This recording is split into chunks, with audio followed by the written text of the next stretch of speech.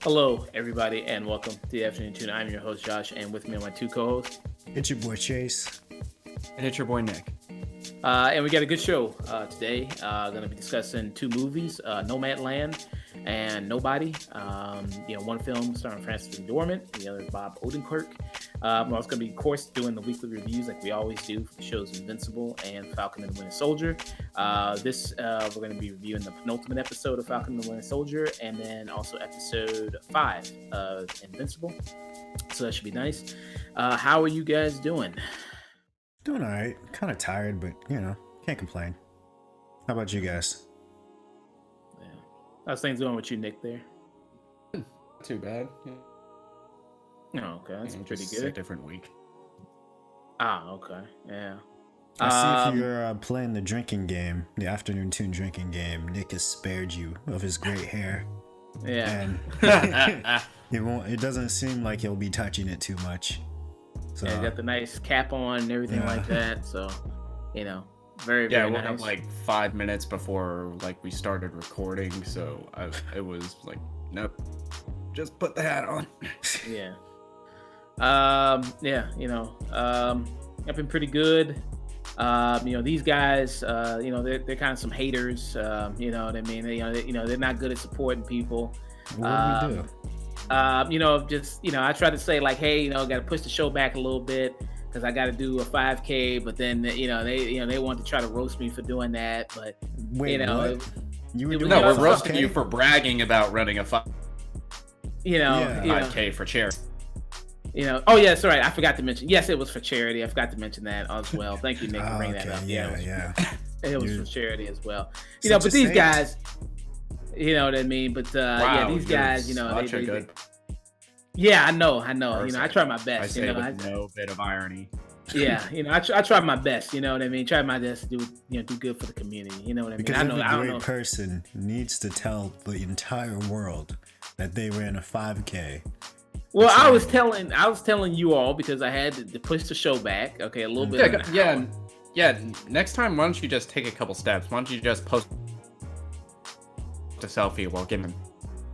Facts. Post a selfie in front with a couple of the kids that need the benefits and whatnot. Yeah. Dress up as Spider-Man or something, some bullshit like that.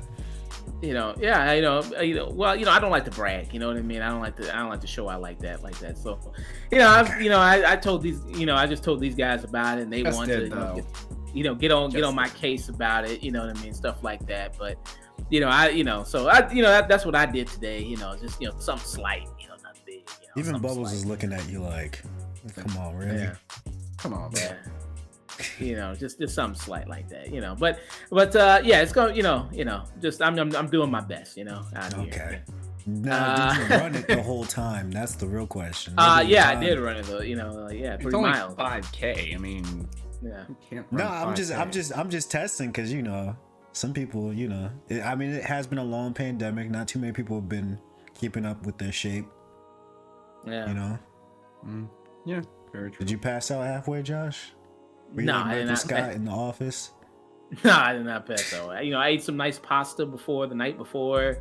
Drank a lot of water. Did a lot of good prep. Before the run, everything like that. So good. This good Italian place here in Chicago. Ate some good pasta there. I realized I'm not really a big fan of Alfredo. Not really a big fan of Alfredo. Really? It's too creamy for me. I think the fettuccine Alfredo. I don't like the white sauce. Too creamy for my taste. Don't really like that. To each their own. I'm not gonna argue. I'm not gonna argue for Alfredo. They don't pay me.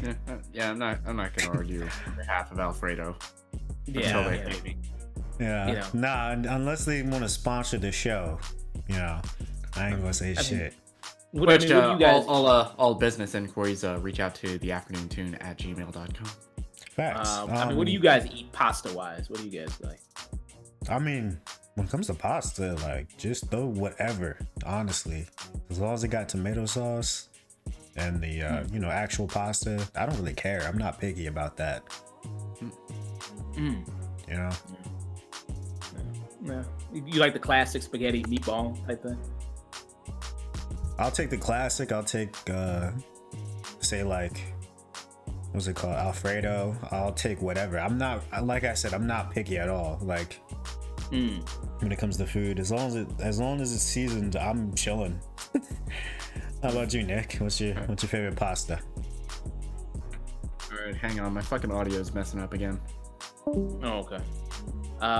Yeah, but yeah, so yeah, I'm not really a big fan of Alfredo. I should have gone with the first thing the guy said. Like I said, like, well, what's the most popular thing here? I should have just gone with the first thing the guy said instead of, I'm like, because I was trying to look at the menu and it was a big menu and I was just like, screw it. Okay, fine. I looked at the first thing I recognized and I was like, okay, fettuccine Alfredo. Okay, boom, I recognize that, so I just get that. And I was like, I don't really like this. Should just gone with the first thing the guy said. Yeah, no, usually waiters, if they have a recommendation that they're like passionate about, you can see it in their eyes. Like, all right, yeah, no, you get that. That shit is fire. Yeah. Oh man. But yeah, so it was, yeah. So drink a lot of water, ate some pasta, and And you passed out midway? No, I didn't That's pass what the streets were telling me. No, I didn't. Ran the like, thing. What was your time? I think I finished it in like 30 minutes or something. 30 minutes. Because I was trying to time it on my watch. Damn, you said an hour and 30 minutes? That's crazy. No, I just said straight 30 minutes. Yeah. Okay. Yeah, which is pretty bad. I don't know. I should have did it in like maybe 24 minutes, like something like 27 minutes or something. So I got to work on it. Well, I mean, that's your pandemic shape. Excuse me. You feel me? Yeah, it's because I just recently kind of started going back to the gym and everything like that, because it's closed down for such a long time. And yeah, work back up that cardio again and everything like that. But it was this organization in Chicago called Lead with Love, and it was a run for like autism. And it was led by these teachers in Chicago who teach like special needs kids and everything like that. I heard about the organization because like somebody I matched with on a dating site, she's a teacher and then she works for the organization. And what's that face? I don't understand. What are you doing? I mean, you said it all. All you had to say was I matched with a girl on Tinder. That happened to be at the event, and that's all you needed to say. That's all you needed to say. You were not a saint. No. Well, it wasn't. First of all, it wasn't. Nick, you Tinder. came back at a great time. This man ran the 5K for pussy. No. First of all, it wasn't Tinder. It was Hinge. Number one. Number two. Okay. So she told me about it, and so I was like, oh, okay, that sounds pretty cool, and about the organization, and it was even on the news here in Chicago, which was pretty nice. It was, like one of the leaders of the Yo, Nick, you back? Can you hear us? Yeah, I'm back. My fucking laptop, it was like cutting out the audio. I had to restart it. You'll never guess why this man ran the 5K. He ran the 5K for some pussy. No, that's not true. He matched with a girl that was apparently at the event or whatever, and he was just like, yeah, let me stunt on her. You feel me? Let me put on my tracksuit.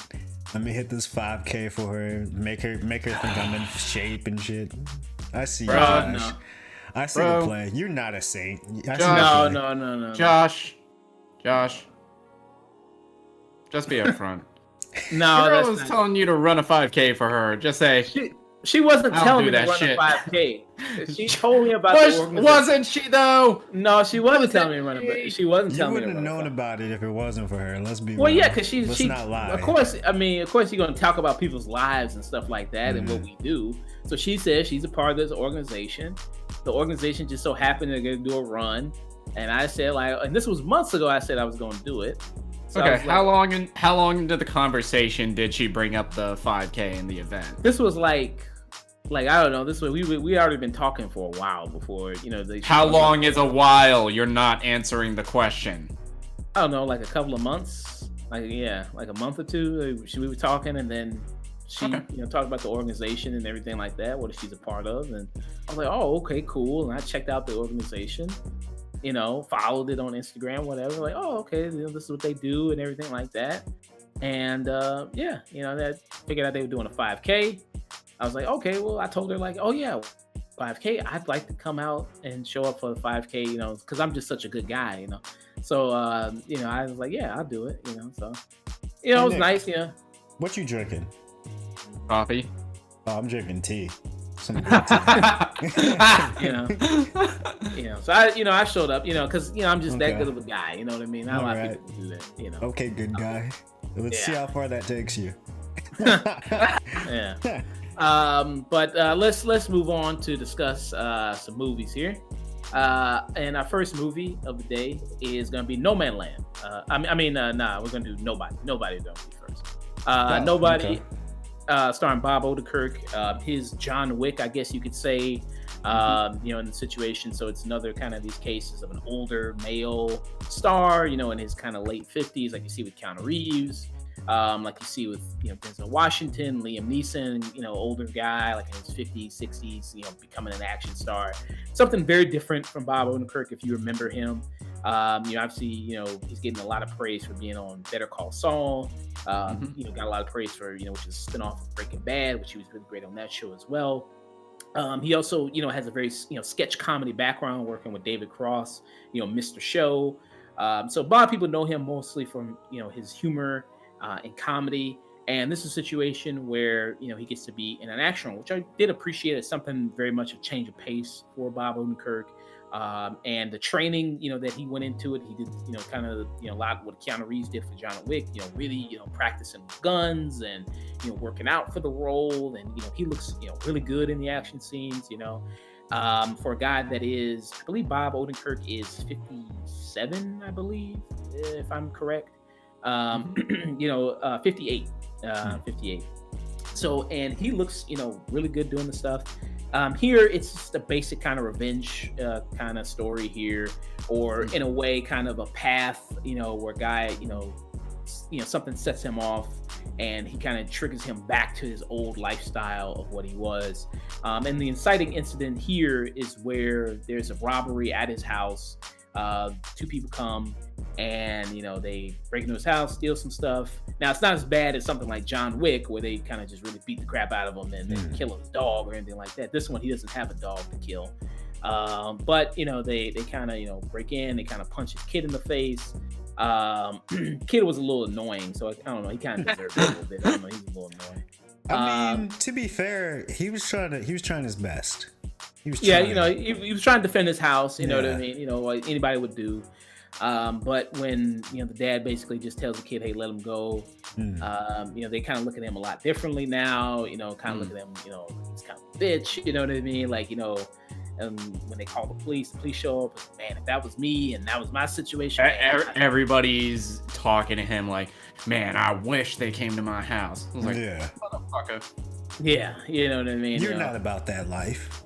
Let's be real. Neighbors telling him this, and the police officer showed up is telling him this, and and it kind of just his like brother-in-law telling him he's a bitch.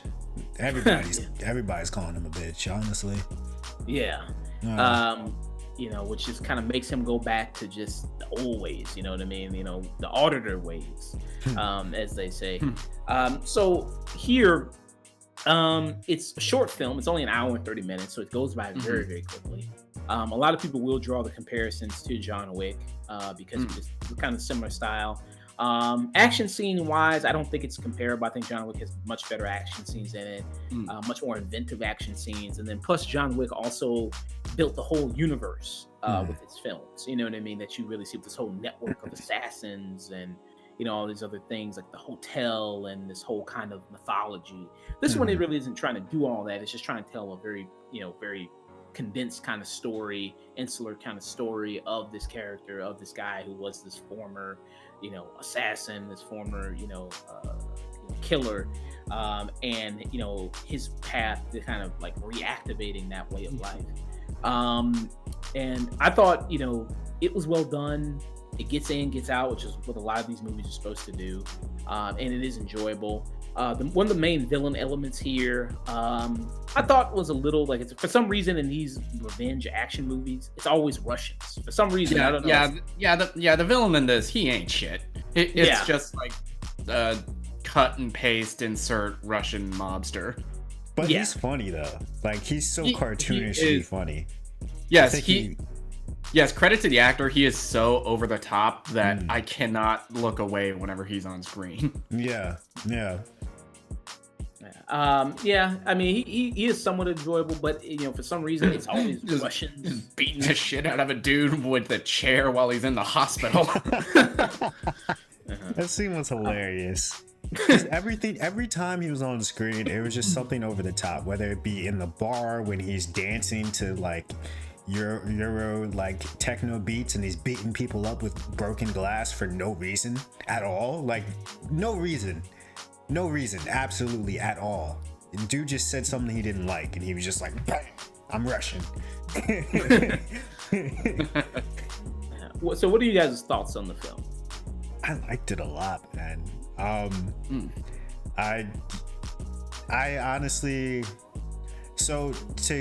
without spoiling too much, it does take some twist, especially at the beginning, that I didn't expect. Because the main overall message of the story seems to be careful who you fuck with. Just don't fight anybody, honestly, especially in that world, because you never know who they're connected to, who they actually are, what's their background.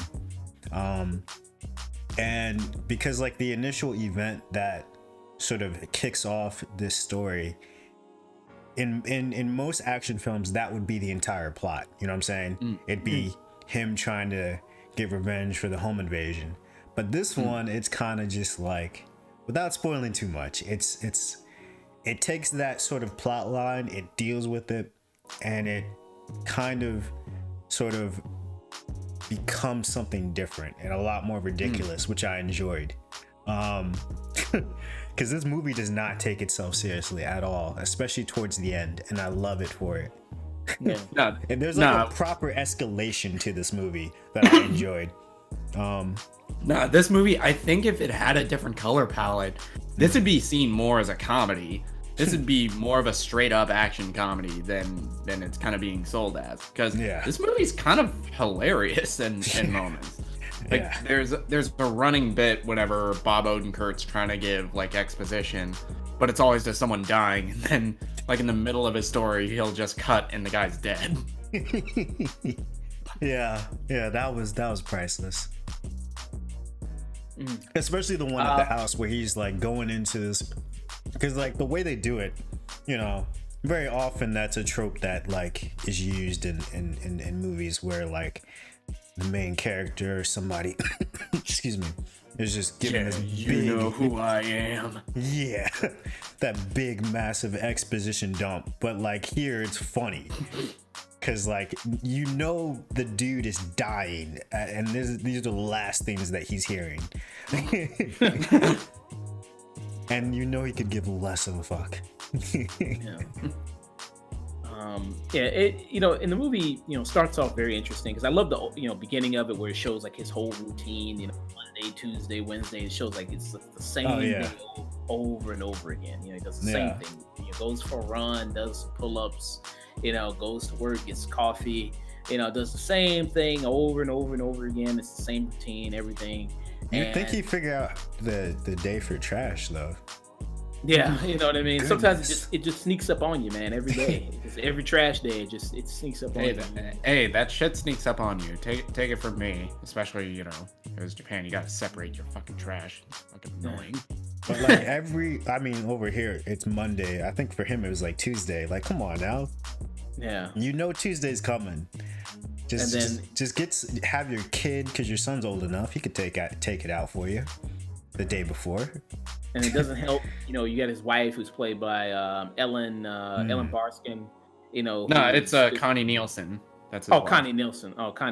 You got his wife Connie Nielsen, who's just constantly telling him, "Oh, you missed the trash. Oh, you missed the trash every week. Oh, you missed the trash." Like, Jesus, that's the last thing you want to fucking hear. It's like, yeah, I know, I got it. I missed the trash.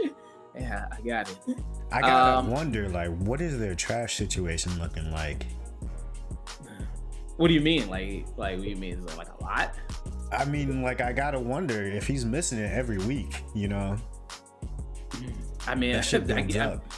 Yeah, I guess so, because he keeps missing it every day. He keeps just by it. They keep just driving off. Yeah. Just a whole house full of trash. Yeah. But yeah, so, I mean, I think the pacing of this movie is really good. and I think the action is good enough that like I said, it is a fun watch. It's on VOD right now for $20. You can watch it. I enjoyed pretty much everybody in the movie. You got a nice little kind of cameo or supporting performance from RZA, which is really nice. You know what I mean? I think he's pretty solid in the movie. He's pretty good. Christopher Lloyd, he's in this. As Bob Odenkirk's dad, I think he has a good role in this. That's pretty enjoyable. That's pretty likable.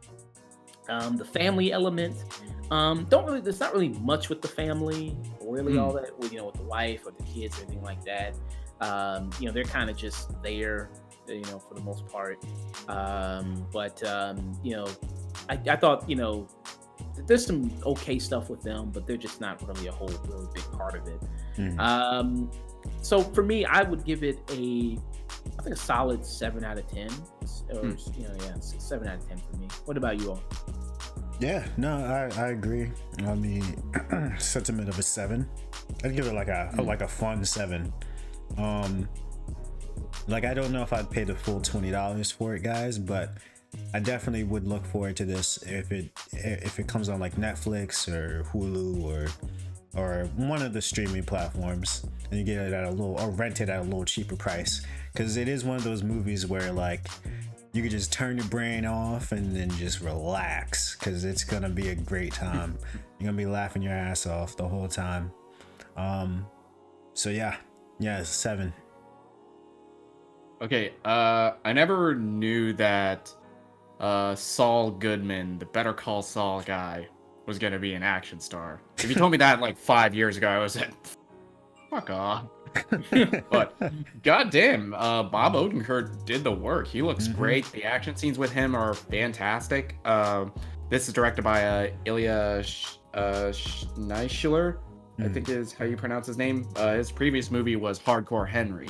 Kind of like those same sensibilities are traded with the script from Derek Kolstad, who wrote John Wick and is writing for Falcon and the Winter Soldier now. All the comedic bits work really well. The action, I think it's a little more like kind of Home Alone-ish than something like John Wick. Yeah. But I definitely see the comparisons. The villain is kind of generic, but what are you gonna do with a movie like this? Yeah. For all that, this is a very fun watch. I give this a solid 7.5 out of 10. Definitely wait for it for the price to drop, because again, this is a movie you can turn your brain off to and still have a whole bunch of fun. Yeah. Now, before we do move on, I will have to I think the beauty of this movie is the fact that the way it escalates is hilarious.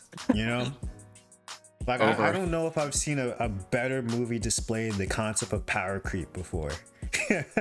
Where it just keeps going up and up and up throughout the movie. Every action scene just becomes a bigger set piece. It's insane. And the conclusion is unique, to say the least. So, yeah. And and there's some similar elements here, what they do storytelling wise, just with the character of Bob Odenkirk with John Wick, he has a whole. Well, I'm talking about the action. I'm not talking about the story. Like, the action itself it creeps beautifully. You know what I mean? Like, it escalates beautifully. Not the story so much. I also do see some comparisons story-wise with John Wick, because you're getting a guy that is like kind of getting pulled back into the life of an assassin. But I think it's like more sinister here, because you could tell Odenkirk was just waiting for an excuse. Yeah. That whole first act is just like him just like building up into the explosion. And like, I definitely see that Home Alone comparison too, with the way the action is, because of the traps. Because I think that is a big sort of distinguisher with the action in this film in comparison to John Wick, because John Wick is just straight. John Wick, it's more straightforward hand-to-hand combat and gun fu. Meanwhile, here he's setting up like explosives and just like random house like he uses lasagna and tea in a fight. So yeah. And it's not something like The Equalizer or like Denzel Washington, The Equalizer. He's a pure superhero. It doesn't get ridiculous like The Equalizer does. Yeah. It walks that fine line of being like ridiculous as hell, but like still not superhero level. Yeah, I think with like The Equalizer, it's taking itself so seriously that it becomes unintentionally funny. Yeah. And here they are kind of playing it for laughs, so it works. Yeah. Because like Denzel Washington doesn't even really get touched in The Equalizer. I mean, he's just mowing down 30, 50 guys and nobody even lands. Which is a huge difference here because Bob Odenkirk gets fucked up here. Yeah. Oh, quite a bit. They get some good licks in on him. Yeah, they get some good punches in. I mean, you see it in the trailer during the bus scene, which is a good scene. The scene on the bus, which you see in the trailer. But if you think that's like the biggest action scene in the movie, no. There's a lot of other good ones. Yeah. All right. So moving on from discussing Nobody, we're going to be discussing Nomadland. Trying to think of a segue. 2 movies that start with the letter N. Yeah. The two N-word movies. All right. Ninjas. Yeah, two N-word movies. All right. So I didn't know we were doing a Spike Lee movie. Spike Lee joint. Sorry, a Spike Lee joint. Yeah, put some respect on his joints. This film is directed by Chloe Zhao, who's also going to be directing the Marvel Eternals film coming up for the MCU. Here, like I said, stars Frances McDormand, who is a woman in her 60s, who kind of lost everything. She was a substitute teacher, and her husband worked at this plant that made sheetrock. The plant ended up shutting down, and it's kind of one of those cases, like in this small town that she was in originally, where this industry is there, and it's the main kind of job everyone has. When that industry just packs up and leaves or shuts down, that kind of everybody else in that town is SOL, and that basically it becomes a dead zone at that point. You see a lot of that time that happens a lot, like Detroit with the auto industry, where you had all those kind of companies move out of Detroit, and you see kind of what that did to the economy there, where there was no longer those type of jobs there for people to have. It kind of devastated that area.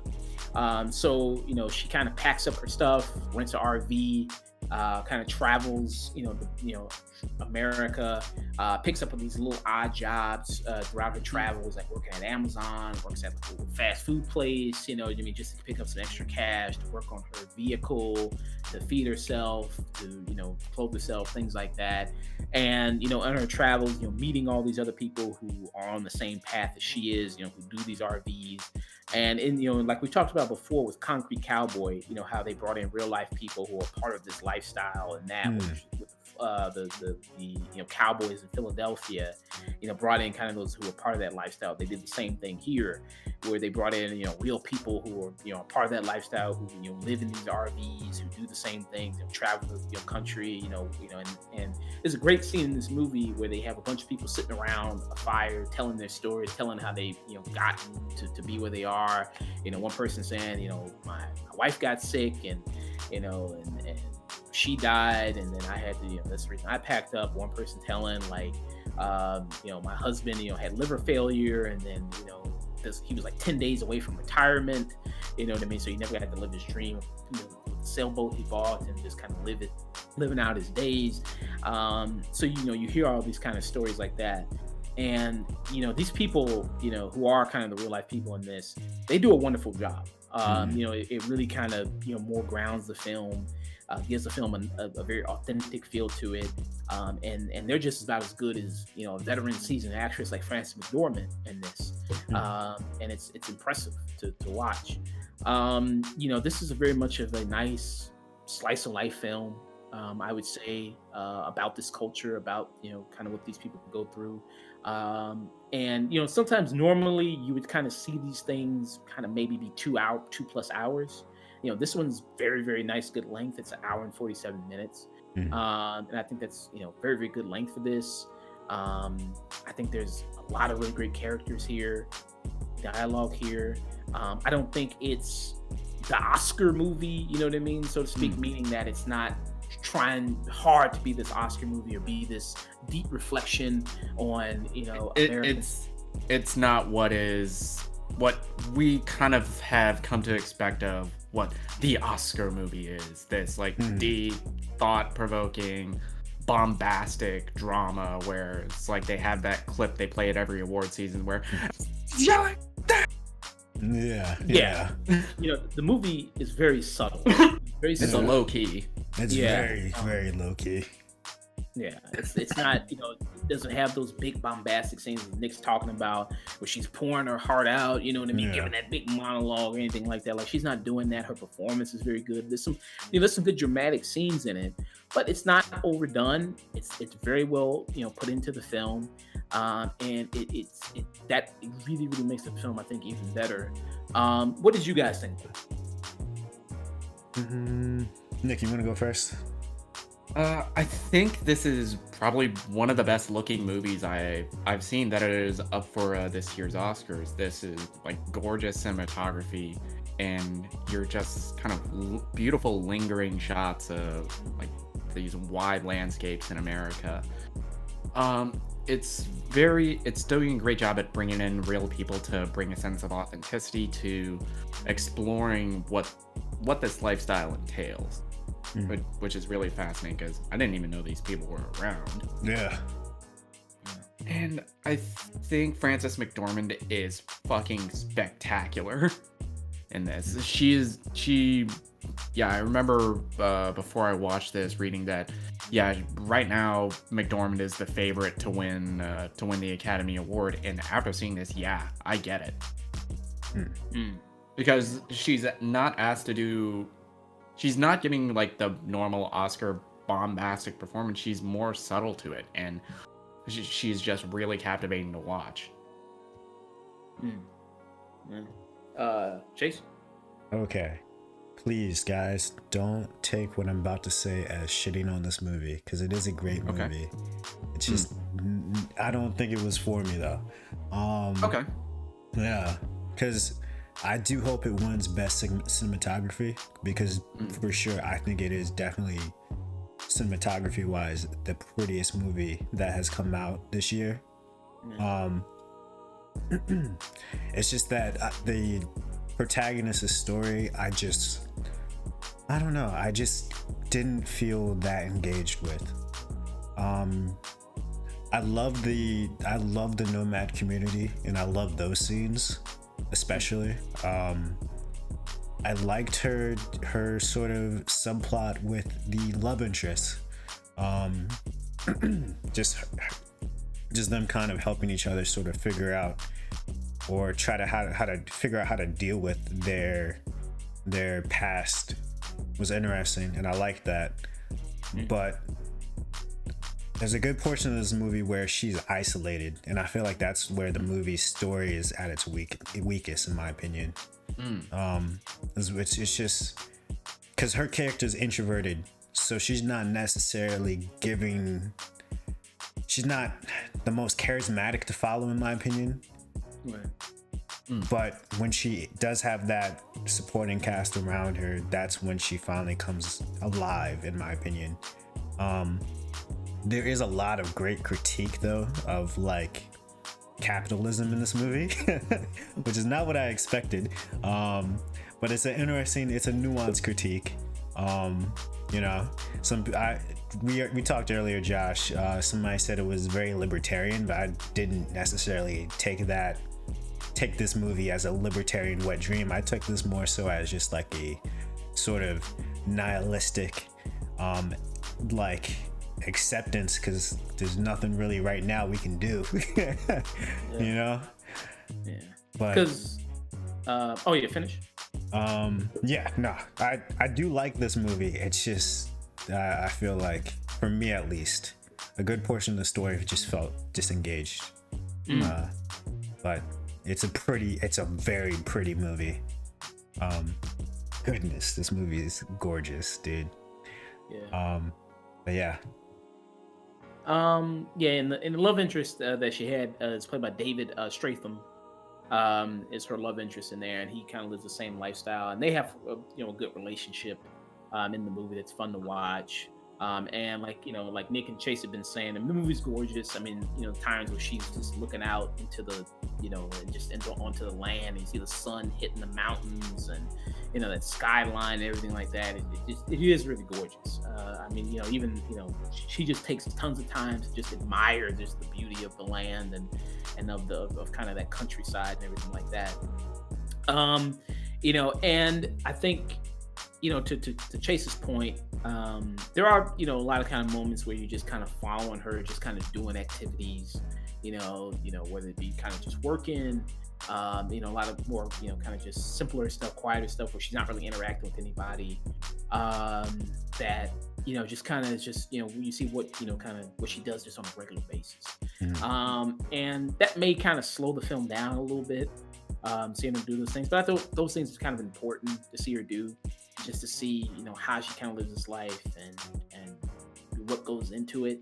Also, you kind of look at this life and you go like, well, this kind of looks kind of cool. I mean, you travel around in an RV and you kind of go to all these different places and you have this nice community and, you got a shit in a bucket. Yeah, you know what I mean? That was hilarious. And that's where you lose me. But like, are you doing this because you like to do it, or are you doing it? I mean, there's difference between people who do it because they like to, and difference between people who do it because you're forced to do it. Like, and the movie does address that, if only in like very briefly. Yeah, because I mean, this is kind of like a weird, like, sort of alternative for a lot of older folk, where they're just like, look, I can't stay at home. My kids don't really want to take care of me. I'ma just, hitch up in the RV and just like hang out with some others. You know what I'm saying? It was like, I love that community aspect of it. I thought that was really cool. Yeah.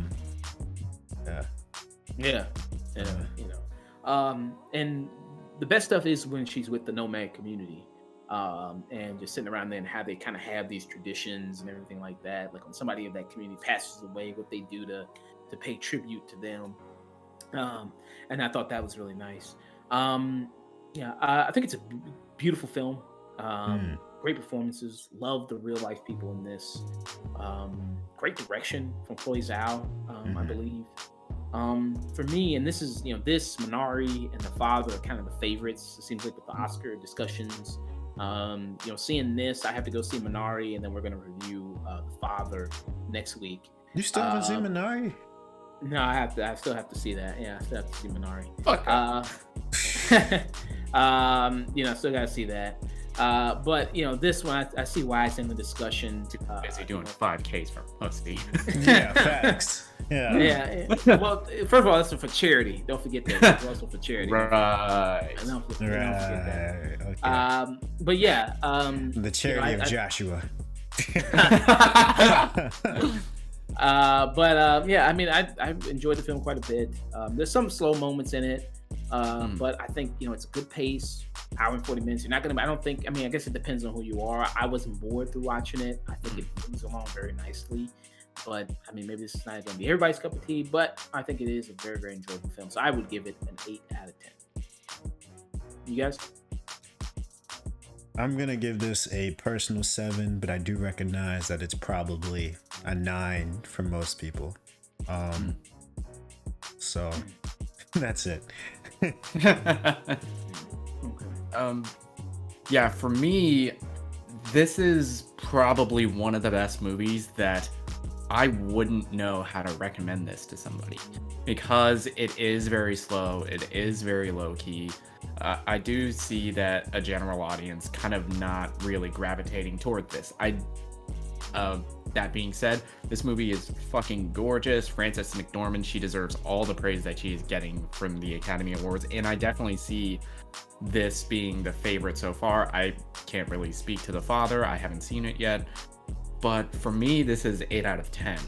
This is a very gorgeous film, and I cannot wait to see what Chloe Zhao does for Marvel with the Eternals.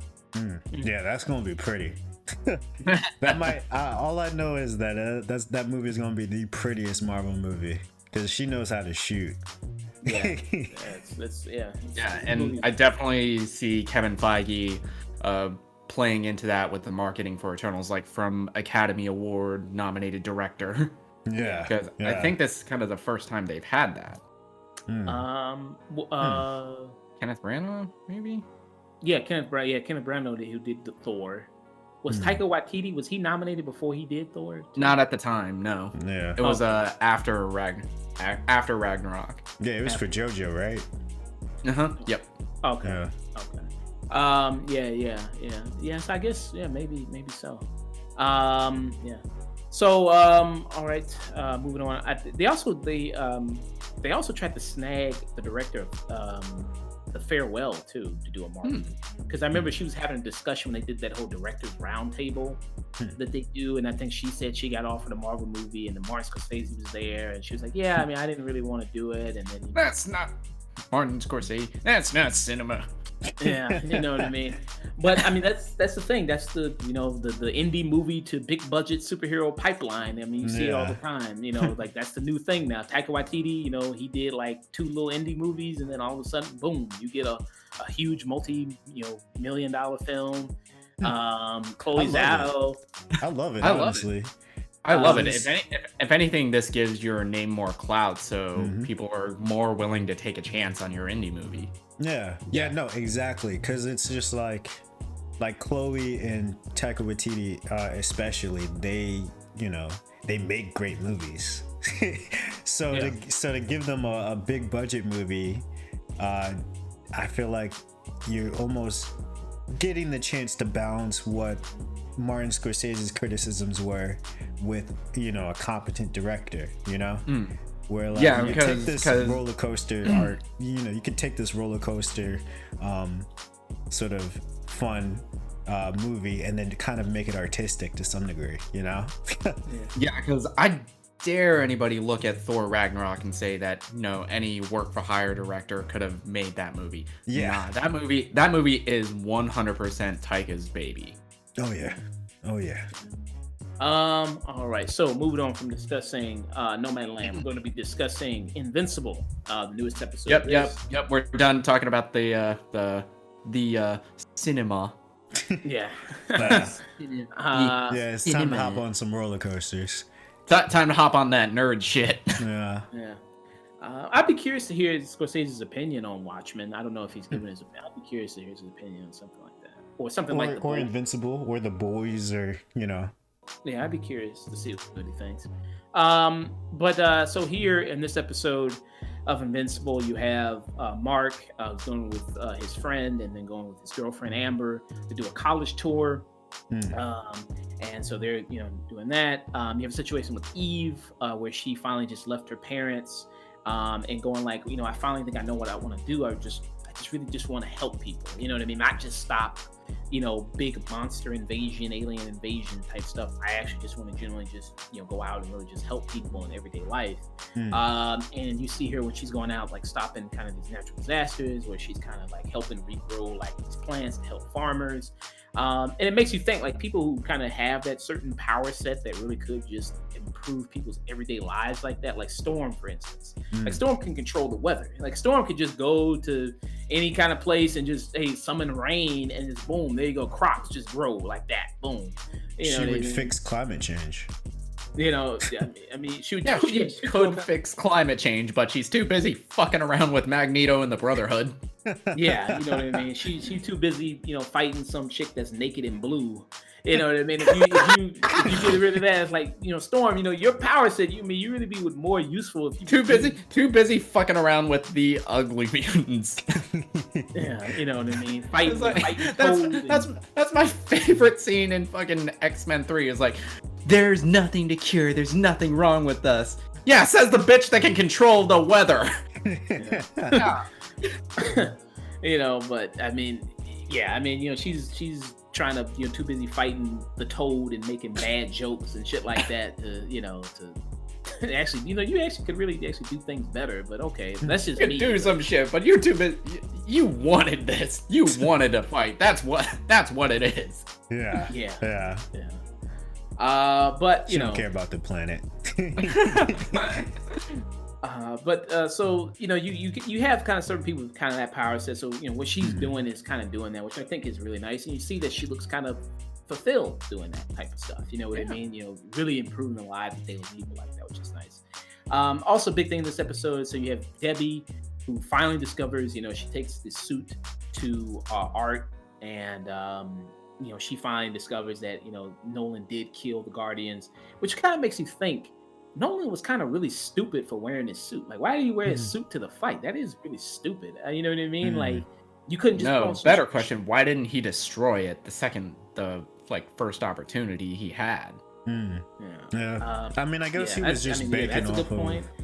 Because initially, or at least this is how they led us to believe, was just like he was gonna get away with, somebody jumped the Guardians and Omni-Man.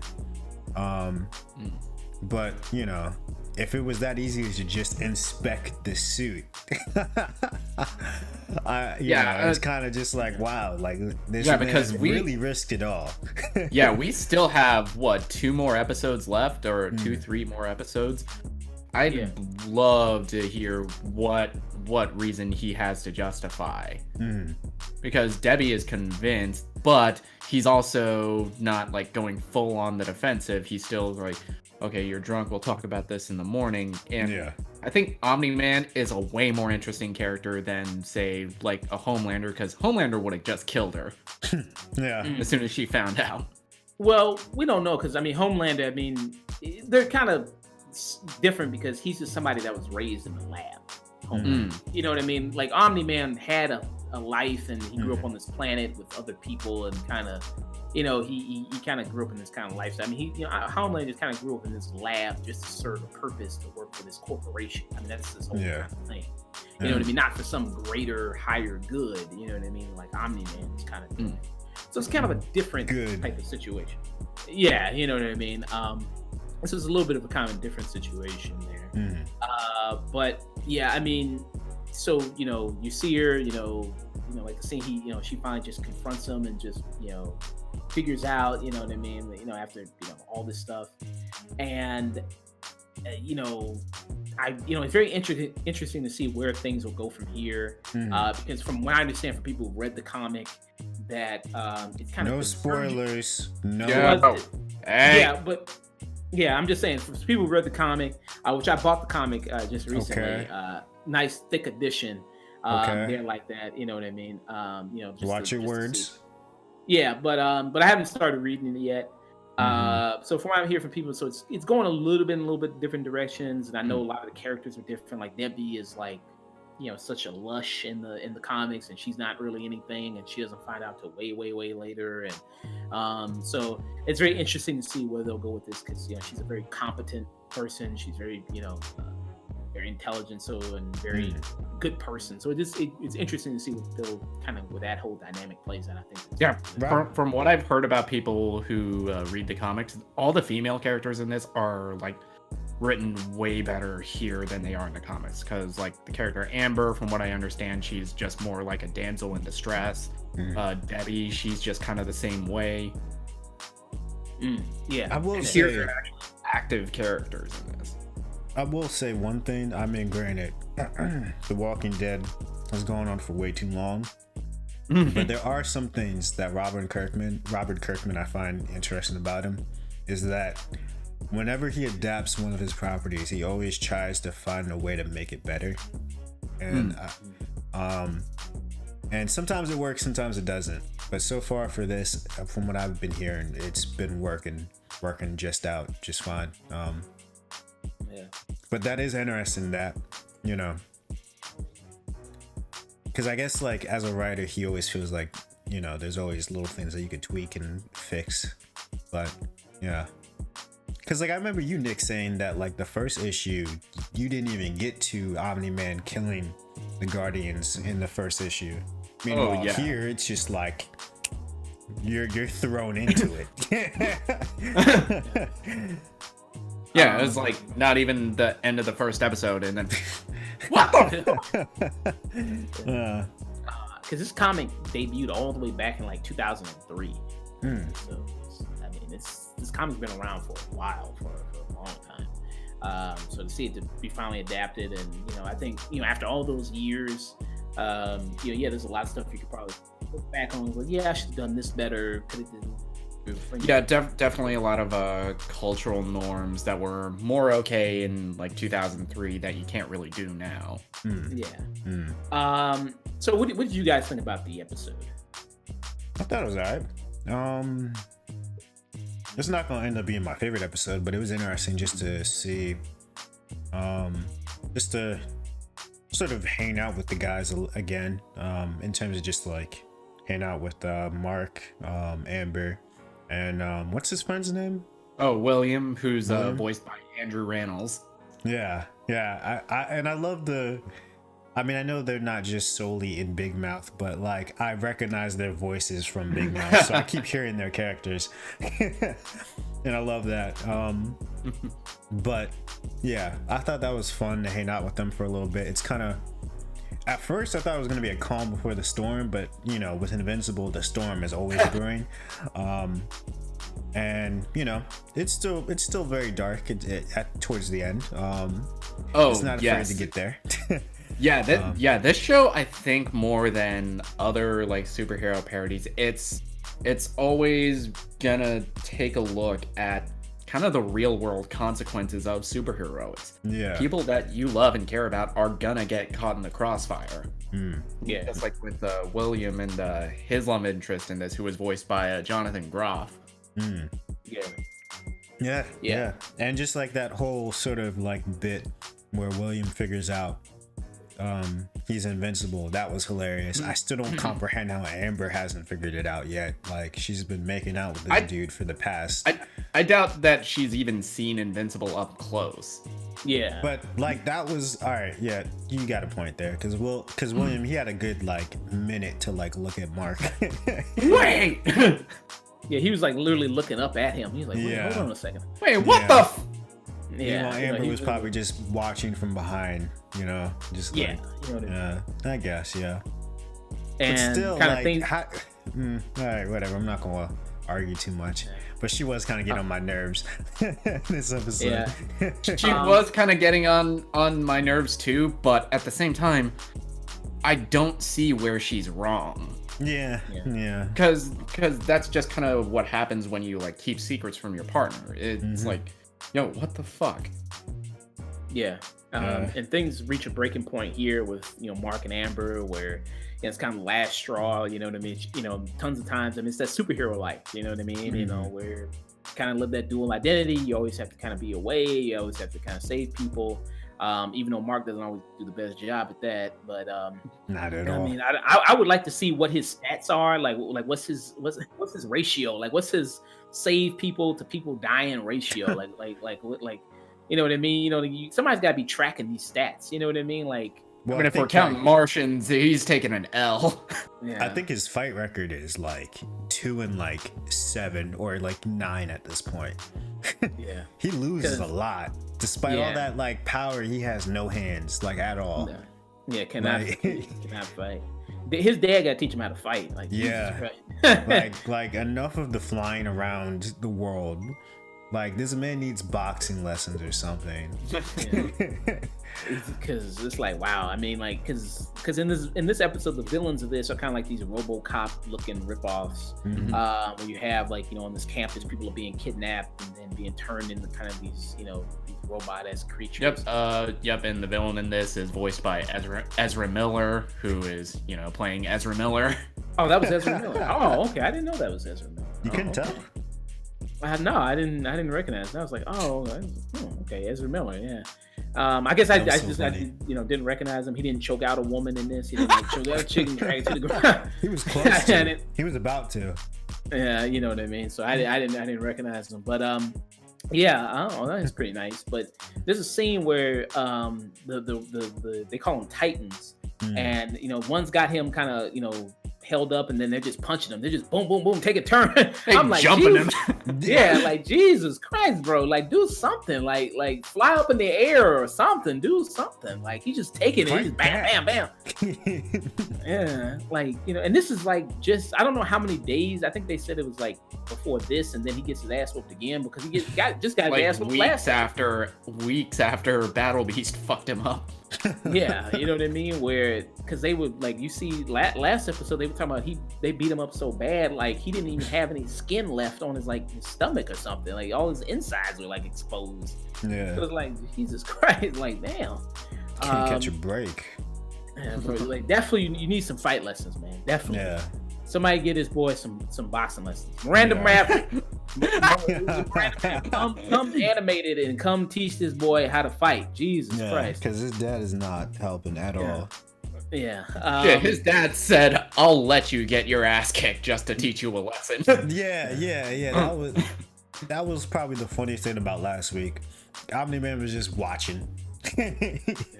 Just observing, just looking. But I will say that he didn't even like give him any like lessons after the fight. He didn't give him any like. He didn't roll the footage back and was just like, "This is what you did wrong." He was who would like, you say? Yeah, my son's getting jumped. Who would you say is a worse father, Goku or Omni-Man? I'd say Goku still, because at least Omni-Man's in his life. You know, Goku will like die so he can train. Like Omni-Man's not doing that. At least he's like around. It's a toy. It's a coin flip. I don't know. Flip.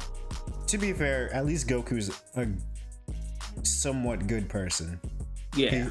At the end of the day, terrible father, good person. Yeah. He just wants to eat and fight. That's all he wants to do in life. Yeah. He never wanted to be a father. He never wanted to. This guy just wanted to eat and fight. You know what I mean? Meanwhile, Omni-Man at least plays the part of a good dad, but he's evil.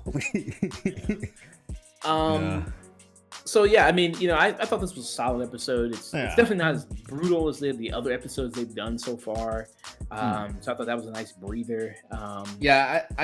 I think I've kind of figured out the formula of the show. They'll do like the really heavy like, oh, shit's got real, and then the next episode will kind of like still be that dark and violent, but kind of take a little bit of that edge off. Yeah.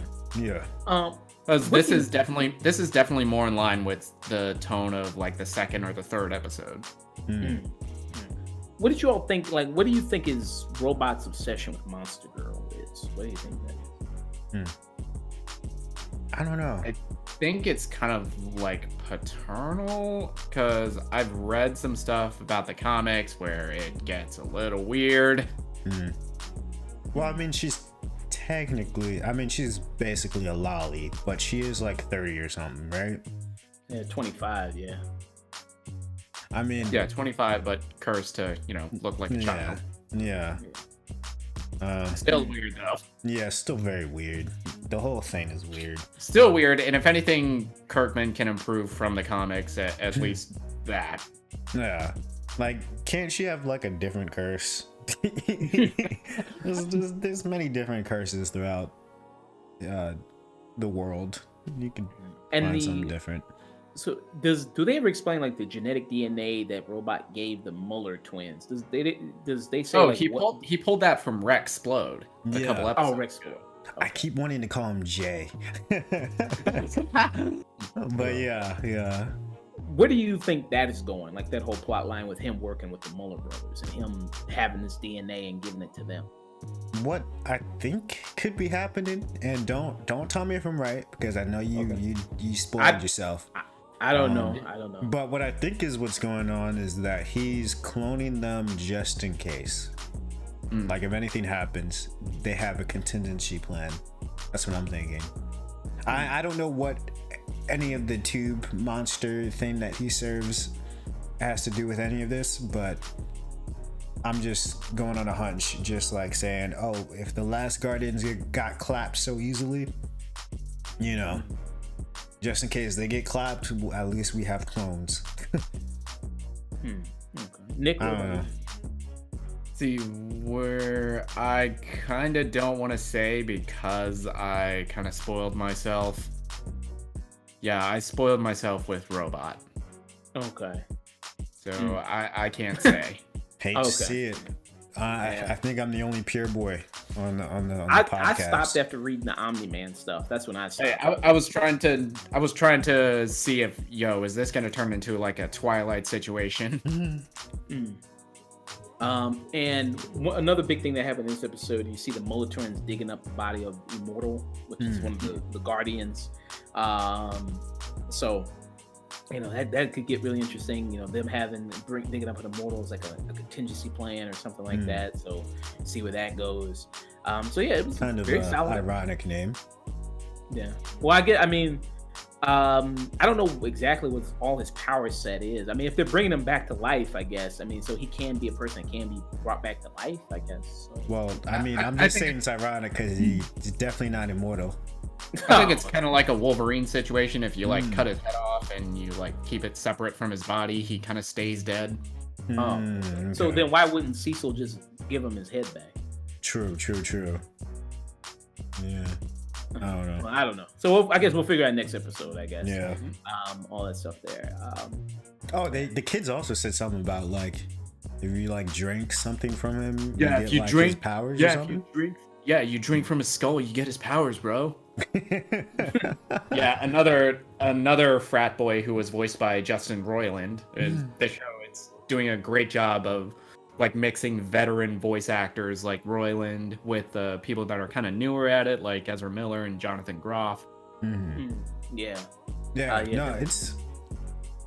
I wonder what the budget for this show was because they have some live action stars, and on top of the voice acting stars and veterans that they have, like the budget for this could,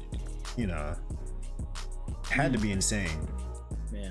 Well, I don't think it's gonna be as insane as like the Lord of the Rings TV show budget, which is like $456 million for one season. Like, yeah.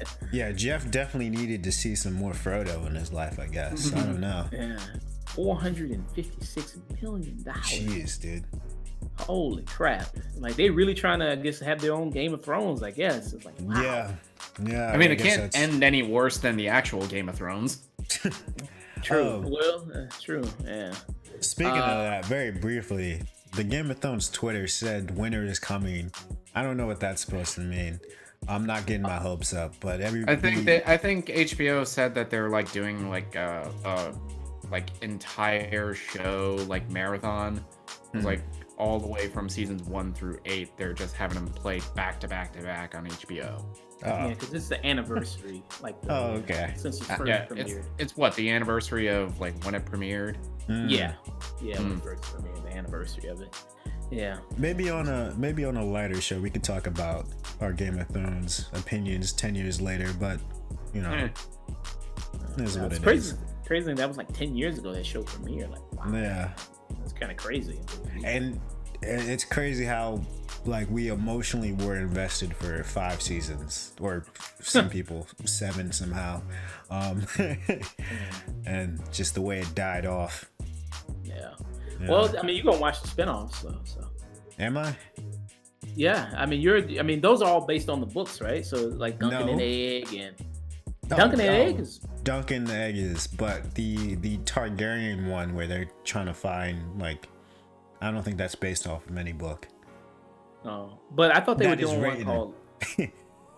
Because doesn't he have a book called like House of Fire or something like that, or House of Targaryen, which is just focused just on the Targaryens or something like that? I don't think so. I think he has, from what I've read at least, like pretty much he wrote out the entire story in like lore, but he never like wrote out like, you know, an actual story, like an actual novel for it. He's just been dicking around like he is on South Park's Game of Thrones parody. Pretty much. Like, who knows, man? That book ain't never coming. What was it? Was it The Winds of Winter? Yeah. Because he has another book he has coming out after Winds of Winter. He wants to finish it with like 7, right? Yeah, I believe so. Yeah, no, I mean, that's how many Game of Thrones spinoffs does HBO want to do? I heard they're doing like at least like they were trying to 6, do 8. they were trying to do a whole like multi like what is it called, a cinematic universe with it. Oh, okay. I'm seeing right here. This is the Hollywood Reporter. It says so. It's the House of Dragon, Duncan and Egg, Nymeria, which was like that female warrior that Arya like named her wolf after. Yeah, that's where the Martells are traced their heritage to. Oh, okay, yeah, because it says revered ancestor of House Martell who founded. That could be cool. Yeah. I mean, granted, they did butcher the Martells, but Yeah. if she can just capture Oberyn's mentality, then I'm good. that could be a fun show. It says the Sea Snake, Flea Bottom, and a animated series they're planning on doing. So there's a lot of spinoffs in the works. They're trying to keep it going, trying to keep it alive. The whole Game of Thrones franchise, Man, if George ain't have a hand in it, I don't need to see it. I mean, he's probably a producer on all of them. I mean, he probably wants that money. But see, the thing is, though, like that was the problem with the latter seasons. He was just a producer. He didn't have any hands. He just gave him like a rough outline of how he wanted it to end, and they were just like, "All right, let's do this in less. Let's do this in less than the amount of time that he told us to." Yeah, because I think Martin, he said like from the start that Game of Thrones was, if it were to ever be adapted into a TV series, it was meant to go 10 seasons. I thought he said like 13. No, he said 10, I think, in like initial interviews. And okay. HBO, they were willing to shell out the dough for 10 seasons. And he should have finished the books. Yeah, fucking dumb and dumber. Yeah. They're like, we can do it in 8.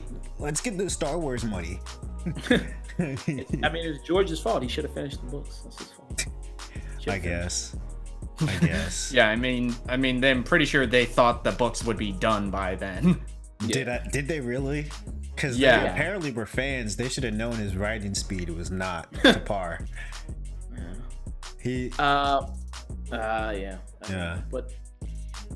But we'll see. We'll see if those books ever come out. To transition to a universe that is much quicker with their writing time. So our final thing we're going to review is Falcon and the Winter Soldier, the penultimate episode here. Here we're following up, just picks up right after the last episode where you had John Walker killing the Flag Smasher. So this one he's running his ass off, run Forrest run. You know what I mean? He's just running, gets into an abandoned building. Then it's finally confronted by Bucky and Sam. Which was a really good action scene, really good fight scene between the three. Very much mirrored something like Civil War. Yeah, which is pretty nice. I kind of love the beginning of it. Where John Walker just kind of says like, "Man, you don't want to do this," and he just kind of does, "Yeah, we do." Yeah, and then Sam just kind of looks over, is like, "What you mean we? Hold on, man." Yeah, I ain't got the serum now. Hold on now, I just got wings, bro. Like, you see the way you took that man's head off? Like, I just got wings, bro. Yeah. But I mean, Bucky's been waiting to whoop his ass ever since. Bucky has been waiting to beat that motherfucker's ass. Yeah. You saw that look when he was watching the TV. He was ready. Yeah. So I mean, it was a good fight. I mean, they had to literally break his arm to get the shield away. Yeah. And yeah, it was a very, very good fight. What did you guys think about the action scene there? I loved it. There's definitely like a hot way to start off the episode before you get to sort of the setup that is the rest of the episode.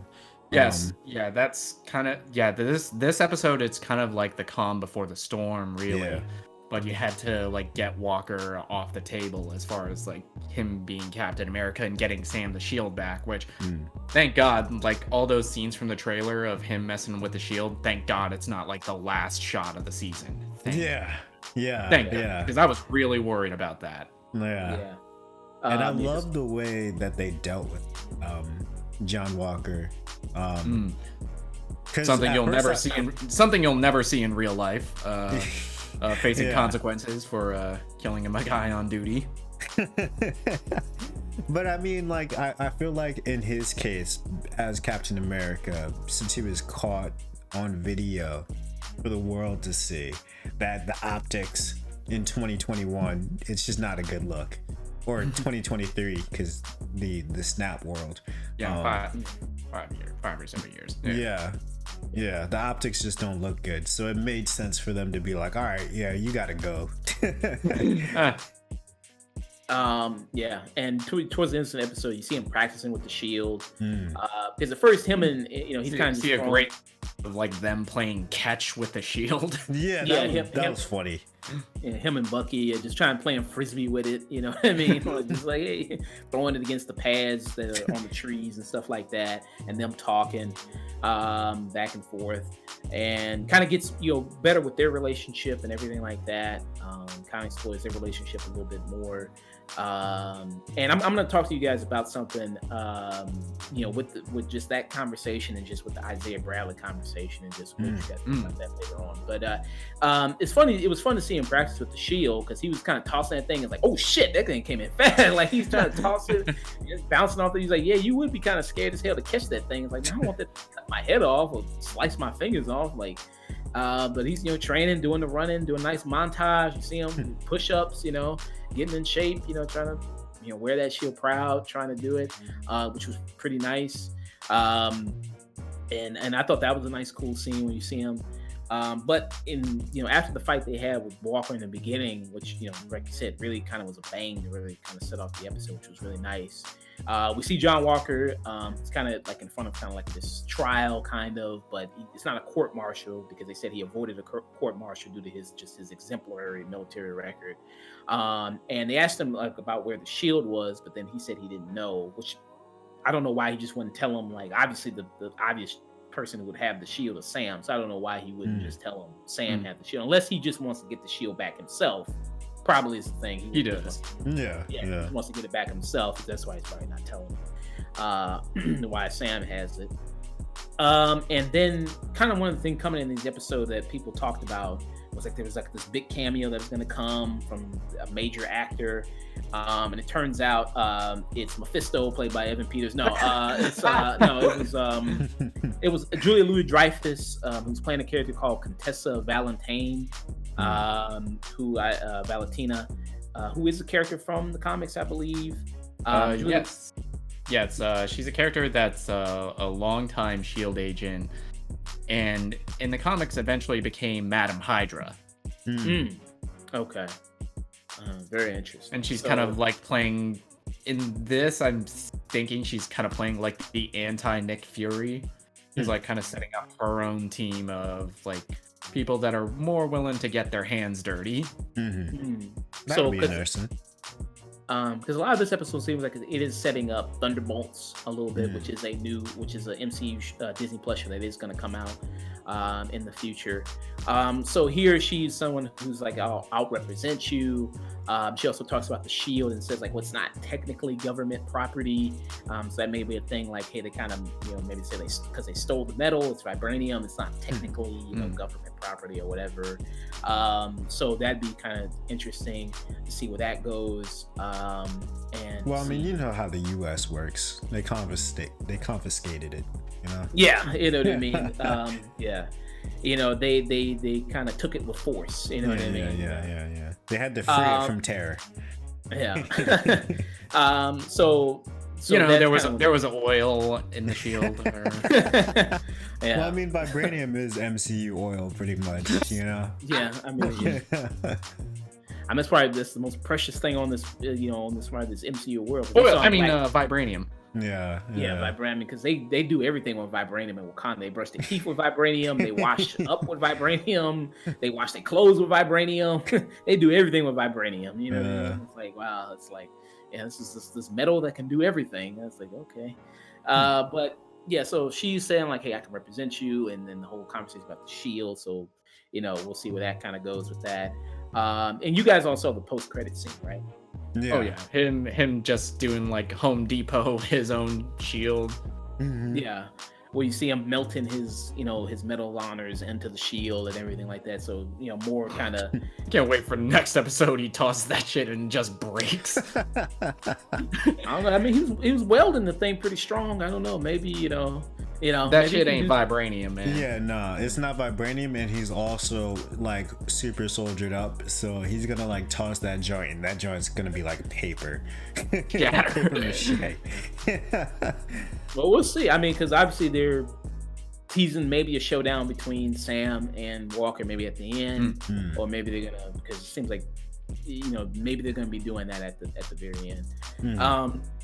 So, this, a lot of people one of the people complaints I kept seeing from people with this episode is that it kind of just slowed way down, especially after the big, opening where they kind of like Sam went back to the boat with his sister and worked on the boat, and how the boat is kind of like this, they were trying to do like the metaphor of how the boat is representative of the shield, and how like you can't just give this up because it's part of the family, and kind of like how it was kind of this big metaphor for that. And Bucky, for some reason, seemed like he was kind of hitting on Sam's sister for some reason. I mean, if anything, Sam's sister was hitting on him too. Yeah. You see how fine that boy was? It makes me think, like, all that time he was in Wakanda for a little bit. I wouldn't be surprised if he got a little, kind of got some kids in Wakanda. I would be surprised. You see some light-skinned kids running around in Wakanda. You know what happened? The White Wolf got busy. Yeah, I wouldn't be kind. He was there for a while. So I was like, I wouldn't. Yeah. He found peace in Wakanda. Yeah. But so how did you guys like that part with like the boat stuff and him going to his family and all that stuff? Because a lot of people said we kind of that slowed things way down, and things are supposed to be ramping up since it's the penultimate episode. It was. See, I didn't hate it. And actually, I mean, I like the characters enough for it to be tolerable. Or into, like for moments like that to make me chuckle. You know what I'm saying? Like, I understand if you don't really care about that. You're just here for the meathead stuff, and you just want to see people beat each other up. That's fine. I get that. That's not for you. It's not the strongest metaphor in the world. That whole storyline with Sam in the boat with the shield. But, I think it works. I think it's tolerable. I didn't hate it, Just some more little setup and slice of life. I think with this episode, you kind of needed to have a calm before the storm episode with Sam and Bucky, and kind of like just giving you that reminder that this show is supposed to be Sam's story. This is supposed to be Sam coming to the acceptance that, yes, Steve chose me to be Captain America for a reason. I am the one who can do it. I'm the best choice for it. Yeah. And I think it also like and even when the MCU gets slower, it's always to serve the purpose. So you actually give a shit about the characters when it's time to go punchy. Yeah. And I think it was a good like little scene to show off their sort of bond growing. Because the Bucky and how that episodes. Relationship has changed, especially that I'd say wonderful scene where they're playing catch with the shield, and Bucky opens up to Sam in a way that he hasn't with his therapist. Yeah, because 5 episodes ago, Bucky would have not helped with that boat. Bucky would have told him to go, screw off. Because you can't say the F word. He knows he can't say the N word. Yeah. Yeah. I mean, I like the boat stuff again. I think that's good character building stuff. Like just more with Sam, his family.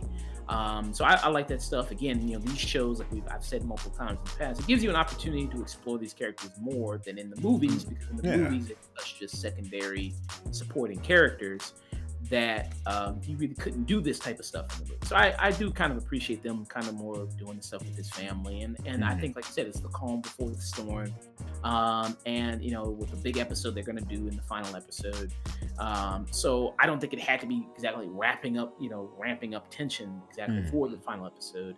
I think it's nice that you see this kind of calm moment before the final episode they do.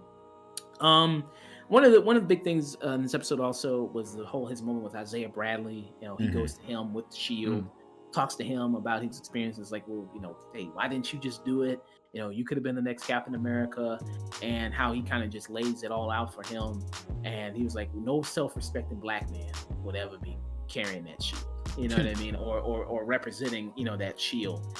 And I just kind of wanted to talk to you guys just about, like, you see this in the conversation now, which it kind of has always been a thing, but especially now with like Them, which is on Amazon. And a lot of people talk about Black trauma, right? And how that's marketable now. And how it can be a situation, especially with these mega corporations that use that.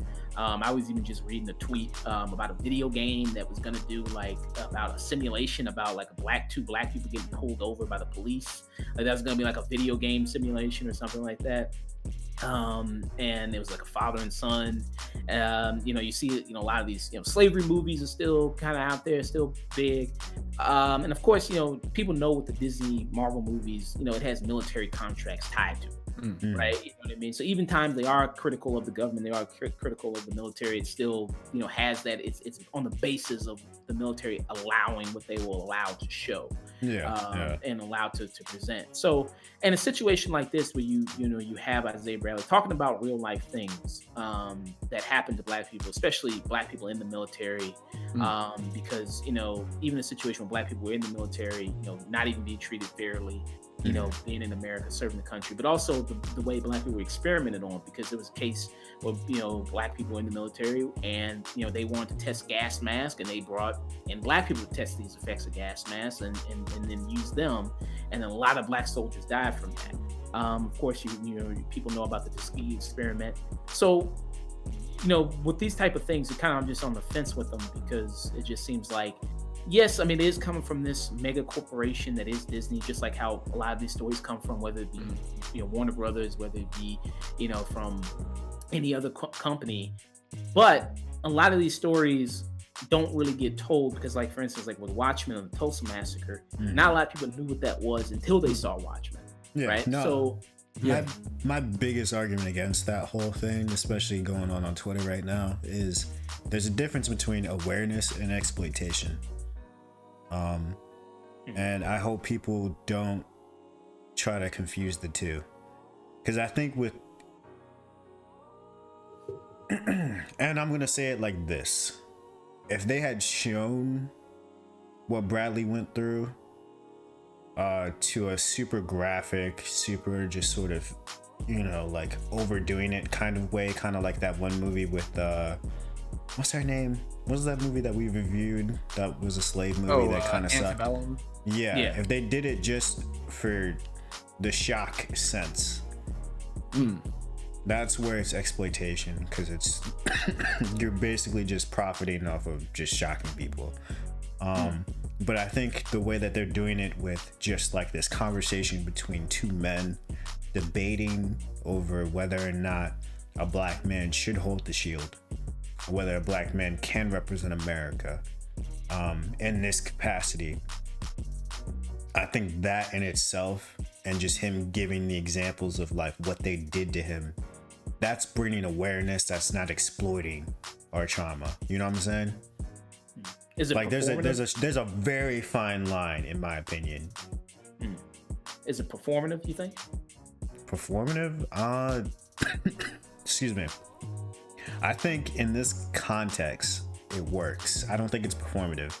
The reason why I say it's not performative is because that the Bradley character is kind of the antagonist in this sort of situation for Sam, in the sense that he's like, Sam is questioning whether or not he should have the shield.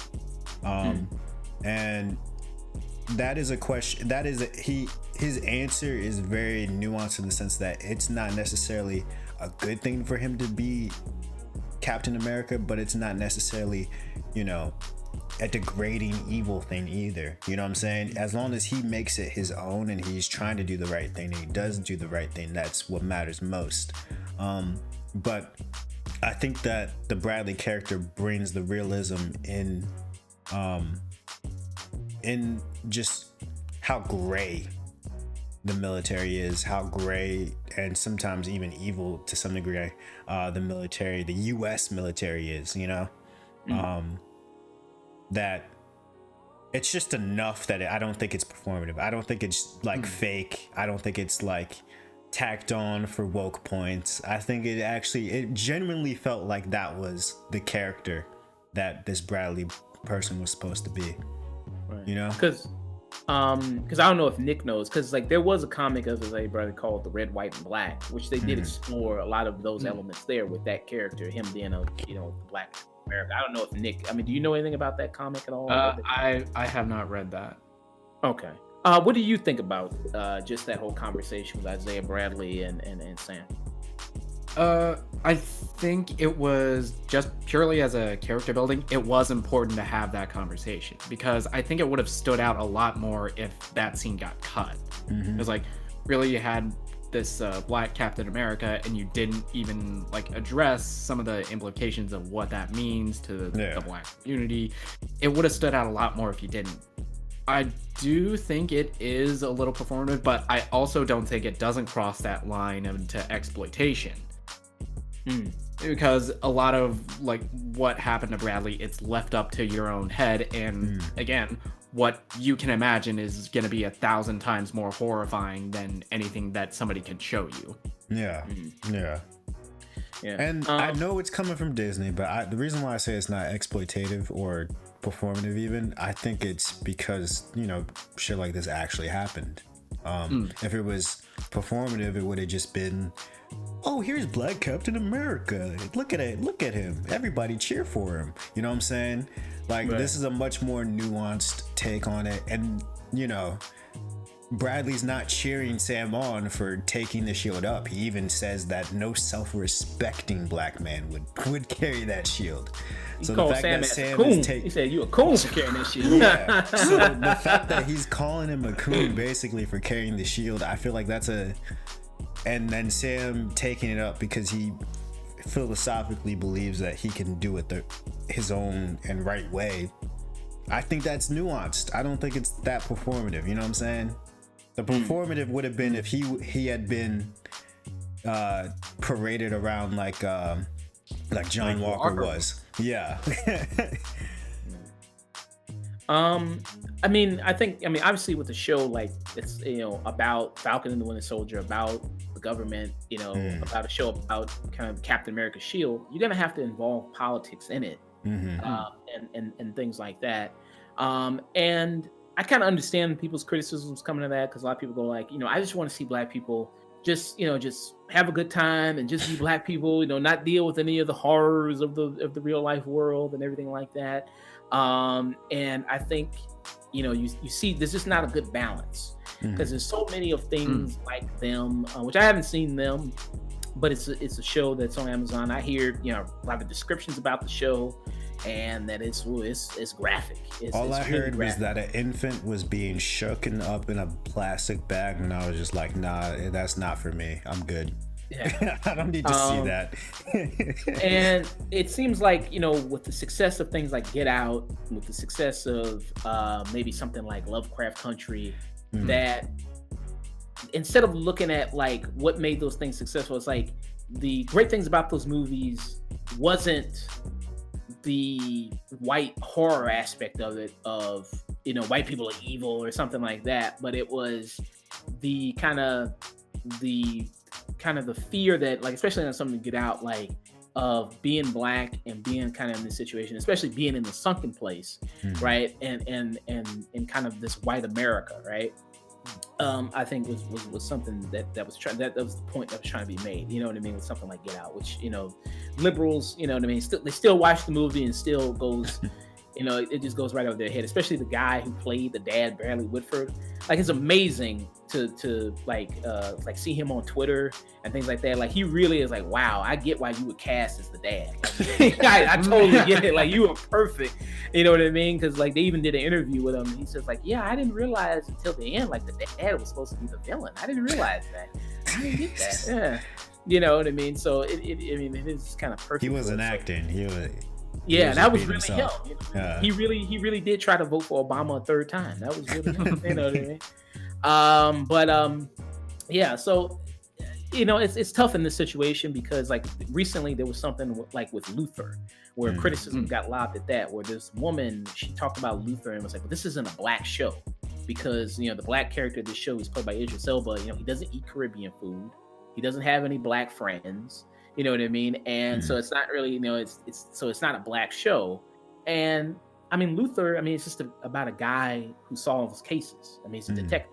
That's what it's about. And I watched the show. I don't really attribute it to. I mean, again, then it gets into a larger conversation of, well, what is a black show? Like, what does that really mean? You know what I mean? Like, what is black? I mean, because like it's being black, liking a certain type of thing, liking a certain type of music, liking a certain type of food. I mean, Luther in my is a opinion, show. all that criticism is stupid because black. It's so people are nuanced. You know what I'm saying? And that criticism, even though I haven't seen the show Luther, that criticism sounds like when somebody were to tell you sound white. You know what I'm saying? Like people are much more nuanced than their stereotypes, or like you're not black if you're not at the cookout or something. Like you're not black if you don't. If you don't eat fried chicken and drink Kool-Aid or some bullshit like that. You know what I'm saying? Like that's what that sounds like to me. Don't eat rice. Yeah.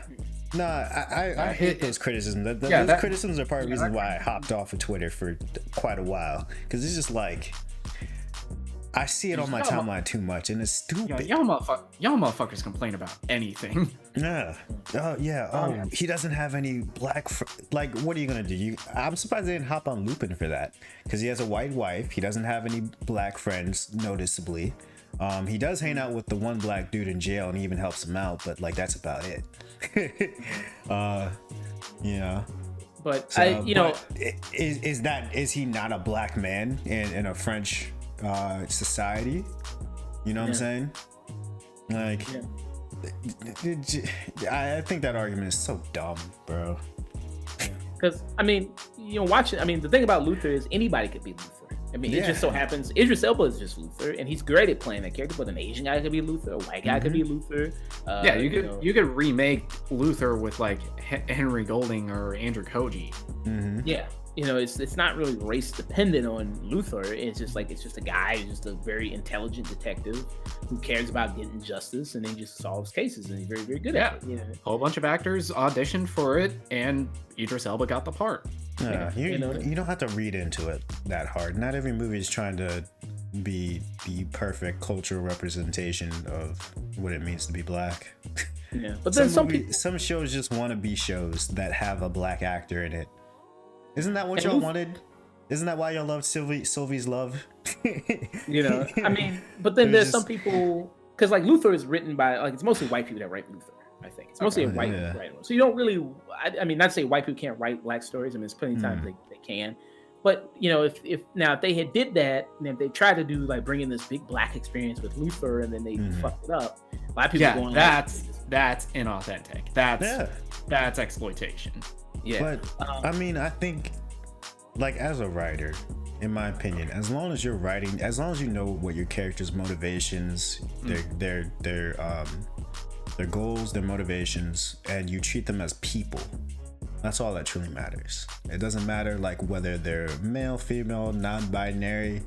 As long as you're writing, or black, white, Asian, Hispanic, whatever, as long as you're writing them as people and you give them that dignity and you give them agency, you're doing fine. Don't worry about Twitter, bro. That shit is trash. They're fine. Don't read into anything and complain about it. It is not that deep. But some people, because I know some people are saying that, like, if you're black and if you're anybody, if you're writing a story, it's kind of your job to put in kind of those black experiences and make it like this, You only write what you know. And as long as you know the character's motivations and agency, you're good. None of that, like, all that stuff is nice if you could add it, and if that's the story you're telling, that's nice. But like, if you don't know it, that's fine as well. Just write a good character. None of that matters. But back to Falcon and the Winter Soldier. Right. Yeah. So back to that. So I mean, I fall on the side of liking that conversation with Isaiah Bradley and Sam. Yeah. Again, it's something that really happened, and exposure to it. Maybe people go back and more in history and look, because these things aren't taught in high school. They're not taught, and you have to take a specific course in college probably to learn about these type of stuff. And Not even. Just pick up the right book. You won't learn it in college sometimes. Yeah. So so sometimes, and then you have a lot of people who complain about like, oh, this show is too woke, or things like that, and all this type of stuff. When so yeah. I mean, I thought it was a pretty decent conversation, a pretty good conversation. Another thing in this episode, so you have Zemo, where Bucky turns in Zemo to the Wakandans. At first, you think he's going to shoot him. Zemo's at the Sokovian Memorial statue, and then he turns him in. Which I thought that was a good scene between the two of them. Closure kind of between the two of them after what Zemo did to Bucky, mind controlling him and things like that. And so I thought that was pretty nice. And the Wakandans saying that, hey, we're going to take him to the Raft, which is that big prison that we saw in Civil War, which holds all the biggest villains. So if they were to do a Thunderbolts team up show, who do you all think would be the lineup? As of right now, I'd say Zemo, John Walker, potentially Emil Blonsky, the Abomination. Okay. And Julia Louis-Dreyfus is kind of like their Amanda Waller.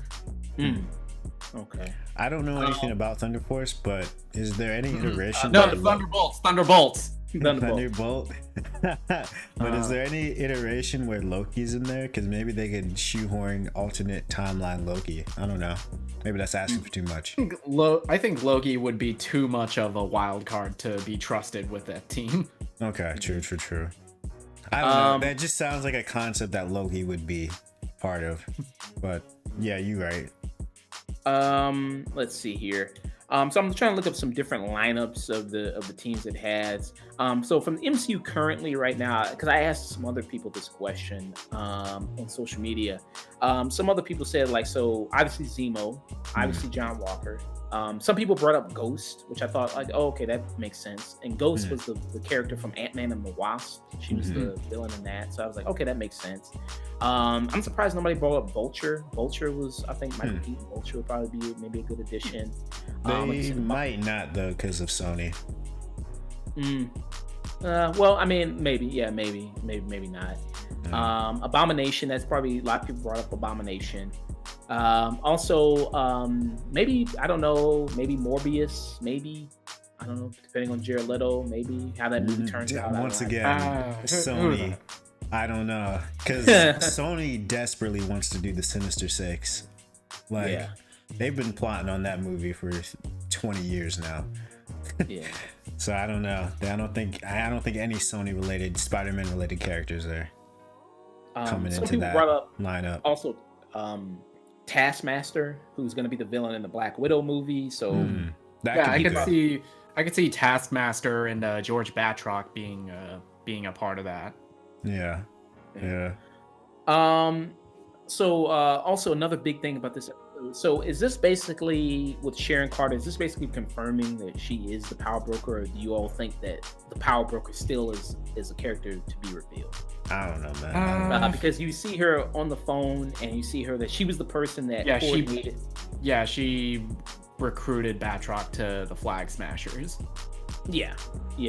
She's the one that told him to assist the Flag Smasher. She's also the one that told him to kidnap the military personnel guy. So do you all think she is, or is just a red herring? Or do you all think she is the Power? I think it's a red herring because the Power Broker has been like trying to catch the Flag Smashers, trying to get the serum back. Why would she then help them by sending a mercenary like Batroc to them? I don't know, man. I don't know. Unless she's like playing unless she's playing chess while we're all playing checkers. Yeah, no, I'm playing checkers. I don't know what's going on with that line. King me. So another MCU news, Bubbles is Mephisto. Yeah. I'm all tapped out on theories, honestly. Bubbles is the power broker. Yeah, no, you could literally, honestly, I wouldn't be surprised if Bubbles just like pulled up out of nowhere at the end with a shotgun in her mouth or something. She got her own little vibranium chew toy. Yeah. She like starts flinging like a vibranium bone at people, and it kills them. I'll take that. That's fun. I'm wondering. I don't know. I mean, some people say it might be just kind of like something to throw people off that she may or may not be the power broker. I don't know. But to see what her end game is in the final episode. I initially thought that Julia Louis-Dreyfus. I initially thought that they were setting her up to be the power broker because it was like after she mentions that after Walker took the serum, the first call he made was to her. Yeah, that's kind of what I was thinking at first, but then you guys went into her character background, so I don't know anymore. I don't really know. Well, because in like her background, she's like a former SHIELD agent. Yeah. And for a long time, she's been that way. She's kind of been like a partner to Nick Fury. And it's only in recent comics that it's revealed that she's Madam Hydra. Yeah. Maybe they'll go that direction. Maybe not. I don't know. Because maybe it could be a thing they bring in a character that people really know from the comics and know their history, and then that's what they did with Agatha with WandaVision, and she turned out to be kind of similar to what she was in the comics, pretty much. And so maybe it'll be some situation with Julie Dreyfus, with her character.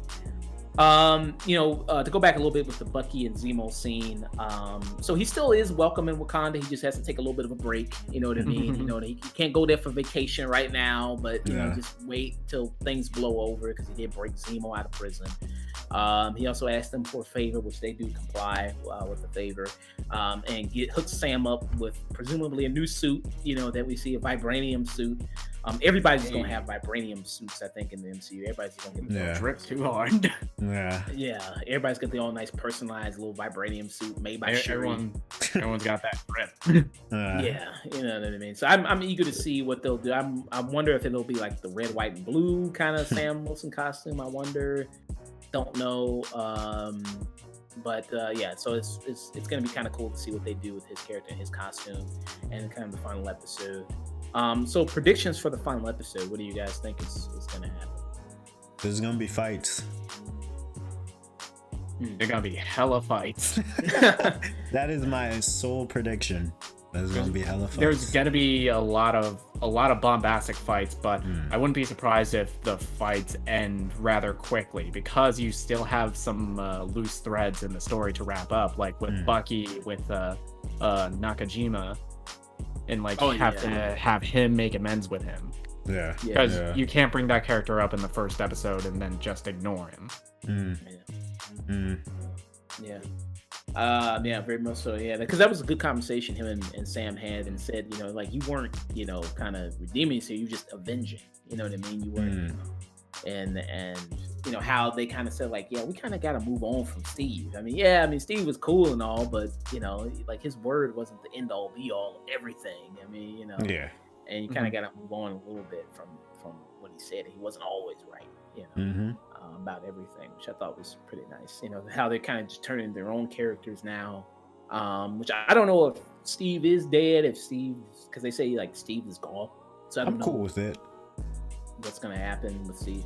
Because Chris Evans I'm cool if he's gone. I'm cool if Chris Evans says, "Yeah, I'm never coming back to this. I'm done. Yeah, I'm done. I'm gonna try and go get my Emmy or my Oscar now." Yeah, because really, what really would it add for old Steve to just pop up? It wouldn't add anything except fan service. Yeah, so he's dead. He's cool. Yeah. People die. It'd be like that sometimes. People die. He's old. He's old. Yeah. It'd be like that, unfortunately. Yeah. So again, I don't think Sam would give up the shield if Steve were alive. Yeah. No, that makes absolutely no sense. Because Steve could literally just call him up and on his flip phone and be like, "You gave up the series." Listen, you motherfucker. on his nice cricket phone, on his big numbers on there. Yeah. Yeah. Yeah, but yeah, it was a good episode, really good episode. Yeah, That was really pretty good. solid. Enjoyed it quite a bit. So can't wait for the final episode. Man, I'm kind of sad. Even more episode left. Damn. But after this, it's Loki, which is coming all the way out in June 11th. So that's the next MCU show. So we're going to be reviewing that weekly. I'm interested to check that out. So yeah, very excited for the final episode and directions of this. And kind of all the threads that may lead elsewhere, like with Thunderbolts and things like that. So, very, very good show. All right, let's get out of here, people. All right, hey, hope you all enjoyed the show. Of course, check it out on all the social medias at facebook.com, The Afternoon Tune. We're also on Twitter, twitter.com, Afternoon Tune. We're also on Instagram at The Afternoon Tune as well.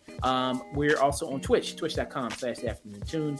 Check us out there as well. If you want to send us an email with any questions, comments, and concerns, we're on theafternoon@gmail.com. Send us any emails there. We're also, of course, on YouTube, which is where you're probably more likely watching us. There you get to see our faces, everything like that. Bubbles, of course. So we're there, youtube.com/The Afternoon Tune. We got a great interview that we recently just did, our first interview with Miranda Maverick. That's up there. Check that out. So that was very, very good to do. We're also available on TikTok, The Afternoon Tune as well. Chase, where can people find you?